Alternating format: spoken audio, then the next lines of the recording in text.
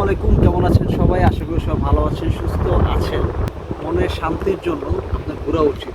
ডিপ্রেশনে থাকেন, ঘোরা উচিত। বা কোনো সমস্যা আছেন বা আপনার হাতে টাকা পয়সা নেই, টাকা ম্যানেজ করে আপনার ঘোরা উচিত। ট্যুর দেওয়া উচিত, মানে ট্যুর দিলে একটা মনের শান্তি পাওয়া যায়। এই যে দেখেন এত সুন্দর একটা পরিবেশ, মানে ওই পাশ থেকে যত দূর দেখবেন ওটা হচ্ছে বাংলাদেশের সুন্দরবন, ম্যানগ্রোভ যেটা বলে সুন্দরবন। ওই পাশে পুরোটাই সুন্দরবন, আর বাকি সব সমুদ্র। আর এই জায়গাটা চর হয়ে গেছে, আমি এখন চরের উপরে বাইক নিয়ে আসি।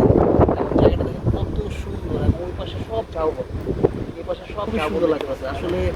মানে মানুষ টাকার অভাবে ঘুরতে পারে না। ঘোরার কথা বললে বন্ধুদের এই বাহানা ওই বাহানা কত কিছু থাকে, কিন্তু ঘোরার মধ্যে যেটা শান্তি থাকে, বা আমি অনেকদিন পরে আবার এই যে ঘুরতে আসছি, এটা হচ্ছে কুয়াকাটা।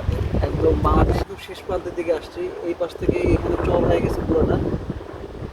আর ভাল লাগতেছে। মেন কথা যেটা বলতে গেছিলাম সেটা হচ্ছে, দিনের শেষে আমাদের বয়স বাড়ার আগে আমাদের ঘোরা উচিত। বাংলাদেশের চারপাশ ঘুরে দেখা উচিত। অনেক সুন্দর সুন্দর পর্যটন কেন্দ্র আছে, তার মধ্যে হচ্ছে কুয়াকাটা একটা সুন্দর স্থান। মানুষ কক্সবাজার যায়, বাট কুয়াকাটাও আপনার আসা উচিত। মানে নিরিবিলি সুন্দর পরিবেশ, মানুষের গ্যাঞ্জাম নাই।